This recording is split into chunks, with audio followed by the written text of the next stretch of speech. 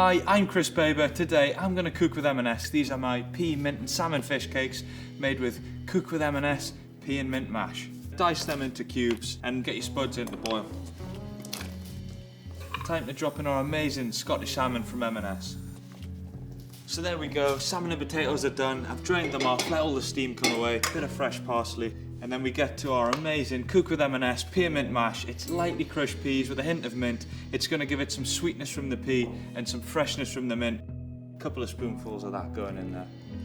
And then it's time to mash it up and make our fish cakes. I'm just forming them into little patties, and it's the classic flour, egg and breadcrumbs, and they're ready to pan fry.